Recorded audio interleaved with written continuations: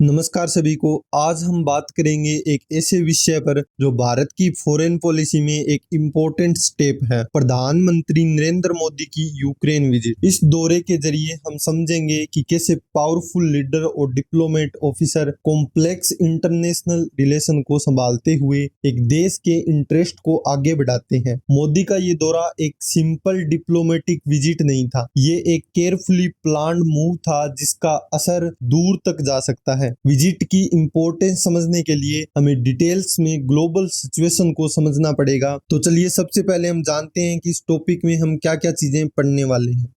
सबसे पहले हम रशिया यूक्रेन कॉन्फ्लिक्ट को अच्छे से समझेंगे। इसके हिस्टोरिकल बैकग्राउंड को समझते हुए हम करंट सिनेरियो तक अच्छे से समझेंगे। उसके बाद हम जानेंगे कि इस वॉर के वर्ल्ड पे क्या क्या इम्पैक्ट्स पड़ रहे हैं। उसके बाद हम इंडिया यूक्रेन के रिलेशंस को अच्छे से समझेंगे। फिर हम शॉर्ट में मोदी की यूक्रेन विजिट की डिटेल्स को देखेंगे के कारण, इम्पैक्ट और इंडिया के इंटरेस्ट को अच्छे से जानेंगे। लास्ट में हम कंक्लूजन देते हुए अपने टॉपिक को एंड करेंगे। तो दोस्तों इस वीडियो में लास्ट तक बने रहिए। ये वॉर सिर्फ दोनों देशों के बीच के नफरत का नतीजा नहीं है, बल्कि इसमें जियोपॉलिटिक्स, हिस्ट्री, आइडेंटिटी और ग्लोबल पावर डायनेमिक्स भी शामिल है। आइए इस वॉर को डिटेल्स में समझते हैं। रशिया और यूक्रेन का इतिहास कीव रस से शुरू होता है, जो 9वीं से 13वीं सदी तक एक पावरफुल स्टेट था। कीव इस राज्य की कैपिटल थी। ये राज्य ऑर्थोडॉक्स क्रिश्चियनिटी को अपनाने वाला पहला स्लाविक स्टेट था और रशिया, यूक्रेन, बेलारूस के लोग इसे अपना इतिहास मानते हैं।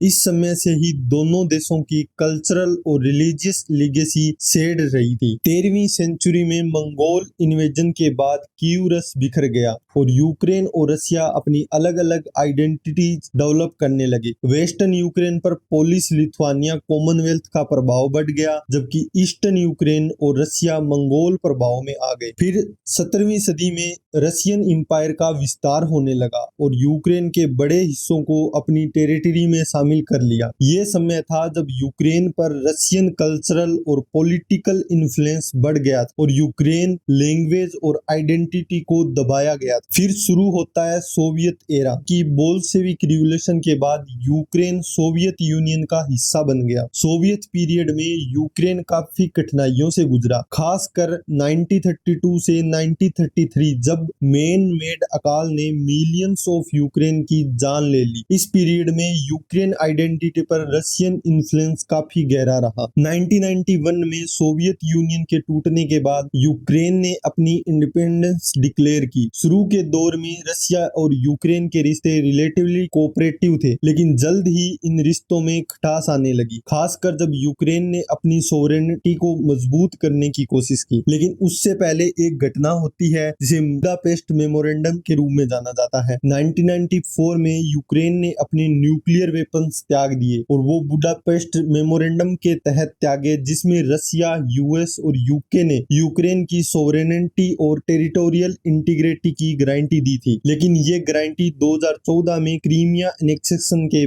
दौरान खत्म हो गई। रशिया और यूक्रेन के बीच तनाव 2014 में शुरू हुआ जब यूक्रेन में यूरोमैदान प्रोटेस्ट के बाद pro Russian president Viktor Yanukovych को हटा दिया गया। इसके बाद रशिया ने क्रीमिया को एनेक्स कर लिया, जिसे इंटरनेशनल कम्युनिटी ने इलीगल डिक्लेयर किया। क्रीमिया के एनेक्सेशन के बाद और कॉन्फ्लिक्ट के ज्यादा बढ़ने के बाद एक एग्रीमेंट होता है जिसे मिन्स्क एग्रीमेंट कहते हैं। इस एग्रीमेंट के तहत केस फायर की कोशिश की गई। मिन्स्क प्रोटोकॉल में जर्मनी, फ्रांस, यूक्रेन और रशिया के लीडर्स ने भी एग्रीमेंट को नेगोशिएट किया, लेकिन ये एग्रीमेंट्स कभी पूरी तरह से सक्सेसफुल नहीं हो पाया। डोनबास रीजन में कॉन्फ्लिक्ट लगातार जारी रहा। फिर तारीख आती है 24 फरवरी 2022। इस तारीख को रशिया ने यूक्रेन पर फुल स्केल इन्वेजन शुरू कर दिया। रशियन फोर्स ने यूक्रेन के कई रीजन्स पर अटैक किया, जिसमें कीव, खार्किव, मारियुपोल और लोहांस्क जैसे बड़े शहर शामिल थे। इस इन्वेजन का प्राइमरी गोल यूक्रेन की गवर्नमेंट को डिस्टेबलाइज करना और अपने कंट्रोल में लेना था। इंटरनेशनल रिस्पॉन्स भी आने शुरू हुए। जैसे कि आप जानते हो, रशिया के इस इन्वेजन पर इंटरनेशनल कम्युनिटी ने हार्श रिस्पॉन्स दिया। वेस्टर्न कंट्रीज ने रशिया पर इकोनॉमिक सैंक्शन लगाए और यूक्रेन को मिलिट्री और ह्यूमैनिटेरियन एड देना शुरू किया। नाटो ने अपनी ईस्टर्न यूरोप कंट्रीज में मिलिट्री प्रेजेंस बढ़ा दी। अभी करंट सिचुएशन की बात करें तो 2024 तक इस वॉर में दोनों साइड से अपनी पोजीशन को होल्ड करके रखा है, लेकिन कोई क्लियर विक्ट्री नहीं मिल रही। लेकिन अभी तक कोई सेटलमेंट प्रोग्रेस नहीं हुई है। ये सेटलमेंट इंटरनेशनल कम्युनिटी के लिए एक बड़ी प्रॉब्लम बन चुका है। मॉस्को की आर्मी ने यूक्रेन के ईस्ट में सिग्निफिकेंट प्रोग्रेस की है और देश के लगभग 18% एरिया पर कब्जा कर लिया है। यूक्रेन की आर्मी ने 2023 में सक्सेसफुली काउंटर ऑफेंसिव ऑपरेशन शुरू किए थे, जो 2024 तक जाकर स्ट्रांगली ऑपरेट हुए, जिसमें उन्होंने कुछ रशियन कंट्रोल्ड एरिया को फिर से अपने कंट्रोल में लिया। लेकिन इसके बावजूद रशिया अभी भी यूक्रेन के कुछ की और स्ट्रेटेजिकली इंपॉर्टेंट एरिया पर कब्जा बनाए हुए हैं, स्पेशली डोनबास रीजन पर। अब देखते हैं रशिया यूक्रेन वॉर के वर्ल्ड पे क्या इम्पैक्ट पड़ रहे हैं। रशिया यूक्रेन वॉर के काफी डीप और फार रेसिंग इम्पैक्ट हो रहे हैं, जो ना सिर्फ रीजनल बल्कि ग्लोबल लेवल पर भी देखने को मिल रहे हैं। चलिए इन इम्पैक्ट्स को डिटेल में समझते हैं। Humanitarian crisis. इस वॉर के कारण लाखों यूक्रेन्स अपने घरों से बाहर हो गए हैं। यूनाइटेड नेशन के मुताबिक मिलियंस ऑफ यूक्रेन्स ने अपने देश को छोड़कर यूरोप के अलग अलग देशों में शरण ली है। इस मैसिव डिस्प्लेसमेंट के कारण यूरोप में एक रिफ्यूजी क्राइसिस पैदा हो गया है। इस वॉर के दौरान कई शहरों में हेवी बॉम्बार्ड और फाइटिंग के कारण सिविलियंस को बहुत नुकसान उठाना पड़ा है। हॉस्पिटल, स्कूल और रेजिडेंशियल एरिया पर अटैक हुए हैं, जिससे ना सिर्फ लोगों की जान गई है बल्कि इंफ्रास्ट्रक्चर भी तबाह हो गया है। ये ह्यूमैनिटेरियन क्राइसिस को और भी बढ़ा देता है, क्योंकि लोगों की बेसिक नीड्स पूरी करना मुश्किल होता जा रहा है। Economic impact. रशिया और यूक्रेन दोनों ही ग्लोबल एनर्जी मार्केट में सिग्निफिकेंट प्लेयर है। वॉर के चलते एनर्जी सप्लाई डिस्टर्ब हो रही है, जिससे ऑयल और गैस के प्राइस बहुत ज्यादा बढ़ गए हैं। यूरोप जो अपनी एनर्जी नीड्स के लिए रशिया पर काफी डिपेंडेंट रहता है, उसको खुद अल्टरनेटिव सोर्स ढूंढने पड़ रहे हैं। ये एनर्जी क्राइसिस काफी सीरियस है, जिसे वर्ल्ड के काफी देश अभी इससे सफर कर रहे हैं, और ये इकोनॉमी में इन्फ्लेशन और स्लो ग्रोथ का कारण भी बन रहा है। वेस्टर्न कंट्री ने रशिया पर काफी स्ट्रिक्ट इकोनॉमी सैंक्शन लगाए हैं। इन सैंक्शन ने रशिया की इकोनॉमी को मेजर हिट दिया है, जिससे रशियन बैंक, कंपनीज और इंडिविजुअल टारगेट हुए हैं। रशिया को इंटरनेशनल मार्केट से लार्जली आइसोलेट कर दिया गया है, जिससे उसका ट्रेड और कॉमर्स काफी इम्पैक्ट हो रहा है। लेकिन इसका असर रशिया तक सीमित नहीं है। इन सैंक्शन के कारण ग्लोबल इकोनॉमी पे भी नेगेटिव असर पड़ रहे हैं। ग्लोबल इन्फ्लेशन इसका सबसे बड़ा कारण है। वार के चलते एनर्जी और फूड चेन में एक इन्फ्लेशन देखने को मिल रहा है। इस इन्फ्लेशन के कारण परचेजिंग पावर कम हो रही है, जिससे कंज्यूमर स्पेंडिंग और इन्वेस्टमेंट में कमी आ रही है। सेंट्रल बैंक ने इन्फ्लेशन को कंट्रोल करने के लिए इंटरेस्ट रेट बढ़ाने शुरू कर दिए है, जिससे बोरोइंग कॉस्ट बढ़ रही है और इकोनॉमिक ग्रोथ और स्लो हो रही है। इस वॉर के कारण मिलिट्री डेवलपमेंट्स भी बढ़ रहे हैं। इस वॉर के दौरान रशियन फोर्स ने कई अलग अलग मिलिट्री स्ट्रेटेजी अपनाई है, जैसे कि साइबर अटैक, एरियल बॉम्बार्डमेंट और ग्राउंड इन्वेजन। लेकिन यूक्रेन फोर्स ने भी अपनी स्ट्रॉन्ग प्रेजेंस दिखाई है। गुरिल्ला टैक्टिक्स और वेस्टर्न सप्लाइड वेपनरी का इस्तेमाल करते हुए ये मिलिट्री डेवलपमेंट फ्यूचर के कॉन्फ्लिक्ट में भी केस स्टडी के रूप में देखी जा सकती है, जहां एडवांस टेक्टिक और टेक्नोलॉजीज का इस्तेमाल होता है। अर्बन वॉरफेयर इस कॉन्फ्लिक्ट का एक सिग्निफिकेंट एस्पेक्ट रहा है। कई बड़े शहरों में लड़ाई सिविलियन एरिया में हो रही है, जिससे सिविलियन काफी इफेक्ट हो रहे हैं। अर्बन वॉरफेयर इस कॉन्फ्लिक्ट का एक सिग्निफिकेंट एस्पेक्ट रहा है। कई बड़े शहरों में लड़ाइयां सिविलियन एरिया में हो रही है, जिससे सिविलियन काफी इफेक्ट हो रहे हैं। अर्बन कॉम्बैट काफी डिस्ट्रक्टिव और चैलेंजिंग होता है, क्योंकि ये डेंसली पॉपुलेटेड एरिया में होता है। इस वॉर के कुछ जियोपॉलिटिकल इम्पैक्ट्स भी पड़ रहे हैं, जिसमें नाटो का एक्सपेंशन भी हमें देखने को मिला। इस वॉर के बाद नाटो और यूरोप के रिश्ते और मजबूत हो गए हैं। कई ईस्टर्न यूरोप कंट्रीज में अपनी सिक्योरिटी को बढ़ाने के लिए नाटो के साथ अपने टाइज स्ट्रेंथ किए हैं। फिनलैंड और स्वीडन जैसे देश जो पहले न्यूट्रल थे, उन देशों ने भी नाटो मेंबरशिप के लिए अप्लाई कर दिया है। ये नाटो का एक्सपेंशन रशिया के लिए बड़ा चैलेंज है और कहीं कहीं न कहीं ये भी कारण था इस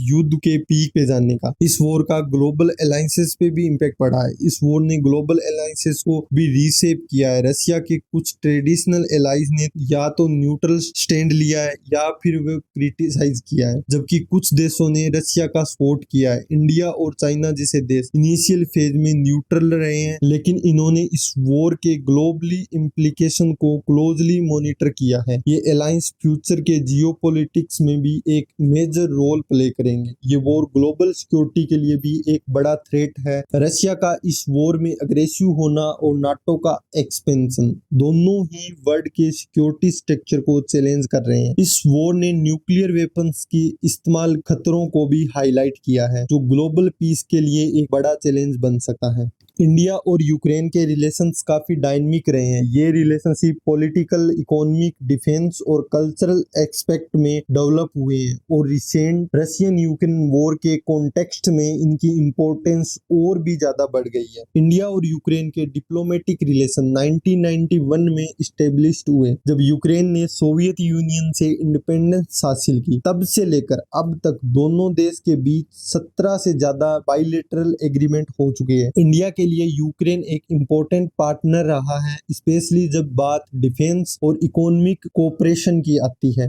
इकोनॉमिक फ्रंट पर इंडिया और यूक्रेन के बीच स्ट्रॉन्ग ट्रेड रिलेशन रहे हैं। यूक्रेन से India primarily agriculture product, specially wheat और सनफ्लावर ऑयल इंपोर्ट करता है। इसके अलावा यूक्रेन से मिलिट्री हार्डवेयर और हेवी मशीन भी इंपोर्ट की जाती है। यूक्रेन के पास अच्छी तकनीक होने के कारण बहुत से मिलिट्री इक्विपमेंट की मेंटेनेंस का काम यूक्रेन कंपनीज करती है। यूक्रेन के एंटोनोव एयरक्राफ्ट जैसे सिस्टम इंडिया के डिफेंस इकोसिस्टम में एक सिग्निफिकेंट रोल प्ले करते हैं। दूसरी तरफ इंडिया यूक्रेन को फार्मास्यूटिकल, टेक्सटाइल और आईटी सर्विस एक्सपोर्ट करता है। इंडिया यूक्रेन के बीच 2021 में 5600 करोड़ की आर्म्स और मेंटेनेंस डील सिग्नेचर हुई थी, लेकिन वॉर के चलते इन ट्रेड रिलेशन पर काफी इम्पैक्ट पड़ा है, जिसे ओवरऑल ट्रेड वॉल्यूम्स में भी डिक्लाइन देखा गया है। कल्चरल रिलेशन की बात करें तो दोनों देश क्लोजली रिलेशंस रखते हैं। यूक्रेन के स्टूडेंट्स इंडिया में पढ़ते हैं और इंडिया के स्टूडेंट यूक्रेन में एजुकेशन पूरा करते हैं, जिसमें मेडिकल और इंजीनियरिंग फील्ड में एजुकेशन हासिल करते हैं। योगा और बॉलीवुड जैसे इंडियन कल्चर एलिमेंट्स यूक्रेन में काफी पॉपुलर है, जो लोगों के बीच निकटता को बढ़ाते हैं। मोदी की विजिट, इस विजिट के दौरान प्रधानमंत्री मोदी ने यूक्रेन प्रेसिडेंट वोलोदिमीर जेलेंस्की और दूसरे हाई रैंकिंग ऑफिशियल से मुलाकात की। डिस्कशन में बायलैटरल टाइज स्ट्रेंथ करना, इकोनॉमिक अपॉर्चुनिटीज एक्सप्लोर करना और यूक्रेन में ह्यूमैनिटेरियन क्राइसिस पर फोकस रहा। मोदी ने यूक्रेन के सोवरेनिटी और शांति के लिए भारत के सपोर्ट को रीफ्रेम किया। इस टॉपिक का हमारा इम्पोर्टेंट पार्ट कि मोदी की इस विजिट के क्या कारण रहे। जब प्राइम मिनिस्टर मोदी ने रशिया का दौरा किया, उस वक्त रशिया ने यूक्रेन पर अटैक किया था, जिससे काफी बच्चों की जान गई। इस इंसिडेंट के बाद दुनिया भर में और इंडिया में भी इस अटैक को क्रिटिसाइज किया गया। ये माना जा रहा है कि वेस्टर्न और डोमेस्टिक प्रेशर के चलते ही मोदी ने यूक्रेन विजिट का डिसीजन लिया, लेकिन इसे इतना वैलिड रीजन नहीं माना जा रहा। मोदी की इस विजिट के पीछे कुछ और भी मेजर रीजन है। इंडिया भी एक पोटेंशियल पॉलिटिकल मीडिएटर बनकर आना चाहता है, ताकि दोनों देशों के बीच शांति बहाल हो सके। साथ ही इंडिया चाहता है कि जब ये युद्ध खत्म हो, तब यूक्रेन में इंफ्रास्ट्रक्चर के लिए इंडियन कंपनीज को इन्वेस्ट करने का मौका मिले। एक और इम्पोर्टेंट इंटरेस्ट है इंडिया का। इंडिया अपने ब्लैक सी ट्रेड को स्मूथ बनाना चाहता है। ये पहले भी जब G7 की मीटिंग हुई तो इस इशू पर बात हुई थी। इंडिया ग्रेन कॉरिडोर के थ्रू यूरोप में मिडिल एशिया के साथ अपने ट्रेड को बढ़ावा देना चाहता है और कहीं न कहीं ये रूट इंडिया को पूरे वर्ल्ड से कनेक्ट करता है और इस कॉरिडोर पर टर्की के साथ मिलकर इंडिया काम भी कर रहा है। मोदी का नेशनल फ्लैग पर यूक्रेन का दौरा करना ये दिखाता है कि इंडिया यूक्रेन की सोवरेनिटी को रिकॉग्नाइज करता है। ये भी एक मैसेज है कि किसी भी कंट्री पर ऐसा अटैक गलत है। इंडिया ये साफ करना चाहता है कि रशिया हमारा पार्टनर जरूर है, लेकिन अलाई नहीं है। इंडिया का अपना एक क्लियर स्टैंड है और वो है कि ये टाइम वॉर का नहीं है, बल्कि डायलॉग और शांति का है। इंडिया की एक अपनी विरासत है, नॉन अलाइनमेंट। इंडिया अपनी नॉन अलाइनमेंट की हेरिटेज को मेंटेन करते हुए किसी भी मिलिट्री अलायंस का हिस्सा नहीं बन रहा। जब इंडिया पीएम रशिया गए थे, तब उन्होंने ऑस्ट्रेलिया का भी दौरा किया था, जो कि एक न्यूट्रल स्टेट है और नाटो का मेंबर नहीं है। ये इंडिया के न्यूट्रल सेंटेंस को और स्ट्रॉन्ग करता है। वहीं फॉरेन पॉलिसी में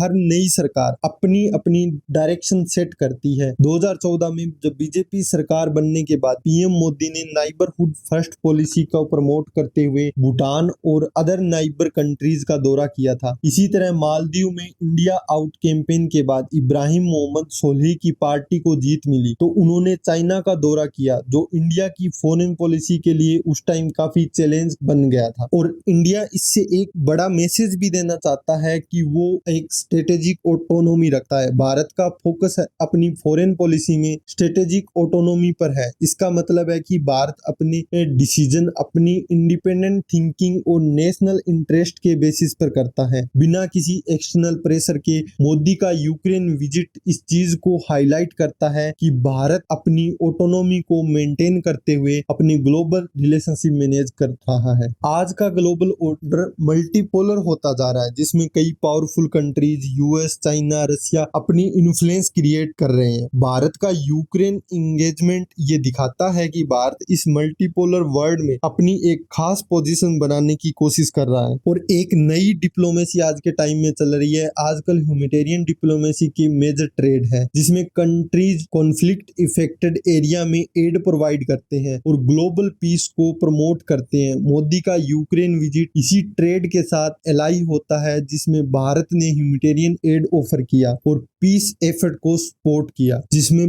भारत ने यूक्रेन को भीष्म क्यूब देने की बात कही, जो कि एक छोटा हॉस्पिटल होता है और उसकी काफी फैसिलिटीज उसके अंदर रहती है। भारत अपने आप को हमेशा ही ग्लोबल साउथ लीडरशिप के रूप में देखता रहा है। भारत का यूक्रेन के साथ इंगेजमेंट एक ब्रॉडर ट्रेंड का हिस्सा है, जिससे भारत अपनी लीडरशिप को ग्लोबल साउथ में स्टेब्लिश करने की कोशिश कर रहा है। इस विजिट के जरिए भारत ने ये दिखाया है कि वो अपने नाइबरहुड के अलावा भी ग्लोबल इशू पर एक रिस्पॉन्सिबल रोल प्ले कर सकता है। इसके अलावा जियोपॉलिटिकल इन्फ्लुएंस, भारत का यूक्रेन के साथ रिलेशनशिप स्टेब्लिश करने का यूरोप और स्पेसिफिकली ईस्टर्न यूरोप में अपनी प्रेजेंस को स्ट्रेंथ करने का एक इम्पोर्टेंट स्टेप है। ये एक रीजन है जहां रशिया और वेस्टर्न पावर के बीच टेंशन क्रिएट हो रखे हैं। ऐसे में भारत का अपना इन्फ्लुएंस बनाना एक इम्पोर्टेंट स्टेप हो जाता है। अब देखते हैं कि इस विजिट का इम्पैक्ट इंडिया के रिलेशन पर दूसरे ग्लोबल पावर के साथ कैसा रहता है। भारत के रशिया के साथ हिस्टोरिकल स्ट्रॉन्ग रिलेशन रहे हैं, स्पेसिफिकली डिफेंस और एनर्जी सेक्टर में। लेकिन यूक्रेन के इशू पर भारत का बैलेंस स्टैंड यूक्रेन को सपोर्ट करते हुए रशिया से टाई मेंटेन करना है। ये एक कॉम्प्लेक्स सिचुएशन क्रिएट करता है कि भारत के लिए एक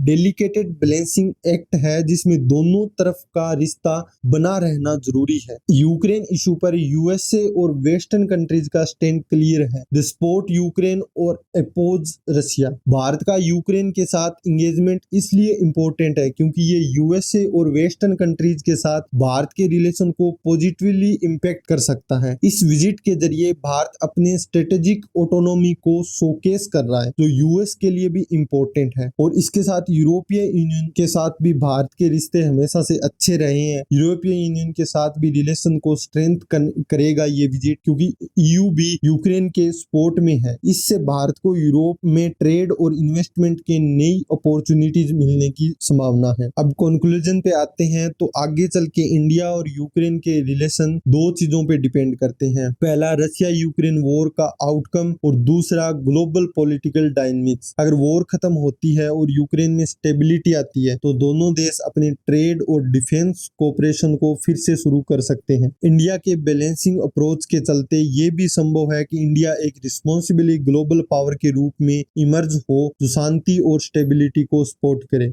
आप हमारे चैनल से जुड़िए, हमारे चैनल को सपोर्ट करिए। जय हिंद।